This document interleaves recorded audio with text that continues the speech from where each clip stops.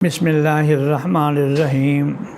حضرات محترم، میرے بھائی بہنوں اور بیٹیوں، آج میرا جی یہ چاہ رہا ہے کہ حضرت صلی اللہ علیہ وسلم کے اہل بیت کے بارے میں ہمیں قرآن کریم، احادیث اور پھر سب سے بڑھ کر یہ ہے کہ امت مسلمہ کا کیا عقیدہ ہے، اس کے بارے میں چند آپ کو قرآن کی آیات اور احادیث سناتا ہوں۔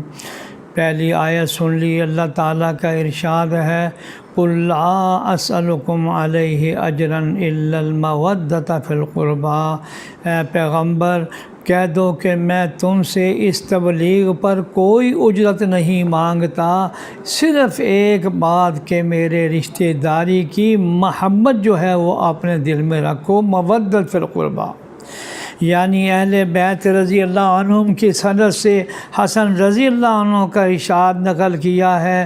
آپ خطبہ دیتے ہوئے فرمایا، بے شک ہم اہل بیت میں سے ہیں جن سے محبت اور مودت اللہ تعالیٰ نے ہر مسلمان پر فرض کر دی ہے۔ لہٰذا حضرات محترم، حضرت صلی اللہ علیہ وسلم کا ارشاد ہے کہ اپنی اولاد کو 3 چیزیں سکھلاؤ۔ نمبر 1، اپنے نبی کریم صلی اللہ علیہ وسلم کی محبت۔ نمبر 2، آپ صلی اللہ علیہ وسلم کے اہل بیت کی محبت۔ اور نمبر 3، قرآن کریم کی تلاوت۔